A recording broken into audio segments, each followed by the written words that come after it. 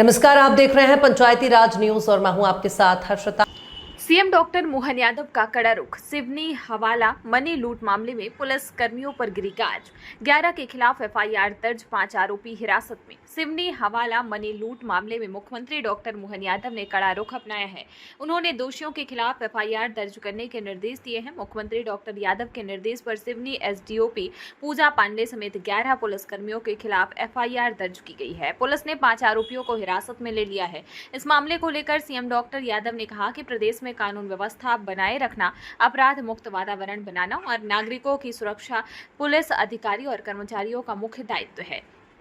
अपने कर्तव्यों से हटकर कार्य करने वाले पुलिसकर्मियों को राज्य सरकार बर्दाश्त नहीं करेगी। मुख्यमंत्री डॉक्टर यादव ने कहा कि सिवनी प्रकरण में जो भी दोषी पाए गए हैं उनके खिलाफ कड़ी अनुशासनात्मक कार्रवाई के साथ कानूनी कार्रवाई भी होगी। प्रदेश में कानून सबके लिए बराबर है। कानून का उल्लंघन करने वालों को बख्शा नहीं जाएगा, चाहे वह कोई भी हो। राज्य सरकार प्रदेश में सुशासन स्थापित करने सतत रूप से कार्य कर रही है। इस दिशा में किसी का हस्तक्षेप सहन नहीं होगा। ये आरोपी पुलिस की हिरासत में है। गौरतलब है कि इस मामले में आरोपियों के खिलाफ भारतीय न्याय संहिता बीएनएस की धारा 310(2) डकैती, 126(2) गलत तरीके से रोकना, 140(3) अपहरण और 61(2) आपराधिक षड्यंत्र के अंतर्गत मामला दर्ज किया गया है। पुलिस ने एसडीओपी पूजा पांडे, एसआई अर्पित भैरम, कांस्टेबल योगेंद्र, कांस्टेबल नीरज और कांस्टेबल जगदीश को हिरासत में ले लिया गया।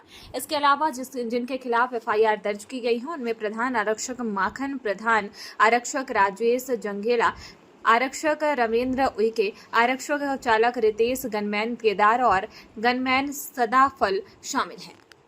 देखिए, मुझे जानकारी में दिलाया गया तो कानून का जो उल्लंघन करेगा किसी को नहीं बख्शेंगे। ये हमारी सरकार की पॉलिसी है और कानून के निगाह में अधिकारी, कर्मचारी और या आम जनता सब बराबर है। ऐसे में जो गलती करेगा उसके खिलाफ कड़ी कार्रवाई करेंगे। पुलिसकर्मी भी और अधिकारी भी है, किसी को नहीं छोड़ रहे हैं। हमने एसडीओपी पूजा पांडे सहित बाकी सारे अधिकारियों को इसमें कार्रवाई भी की है और इसमें कायमी भी हुई है। और मध्य प्रदेश सरकार कानून व्यवस्था को अपराध मुक्त बनाते हुए नागरिकों की सुरक्षा के लिए हम सब उम्मीद करते हैं कि पुलिस अधिकारी, कर्मचारी ये लोगों के अधिकारों का उल्लंघन नहीं हो, उनका ध्यान रखे। लेकिन अगर वही अमानत में खयानत करेंगे तो ये तो गलत बात है। इसलिए इस तरह की व्यवस्था को हमारी सरकार बर्दाश्त नहीं करेगी। हमने कहा कि जिन पे उत्तरदायित्व लोगों की लूट से बचाने का, उनको परेशानी से बचाने का, अगर वही ये करने लगे तो फिर अराजकता आ जाएगी। तो स्वाभाविक रूप से इस बात को तो कोई समर्थन नहीं करेगा। हमारे यहाँ में ऐसे आदमी को छोड़ने वाले भी नहीं। और सिवनी प्रकरण में जो भी दोषी पाए गए उनके खिलाफ कड़ी कार्रवाई भी कर रहे हैं, कानूनी कार्रवाई भी कर रहे हैं।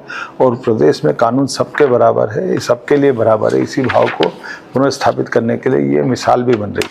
इतनी सख्त कार्रवाइयाँ हमारे इस सरकार में ही संभव हो सकती है। माननीय प्रधानमंत्री के आशीर्वाद से हम आम जनता की भावनाओं को लेकर के सरकार के लिए अच्छा है तो हम प्रोत्साहन देंगे, अधिकारी कर्मचारी की पीठ थपथपाएंगे, प्रमोशन भी देंगे।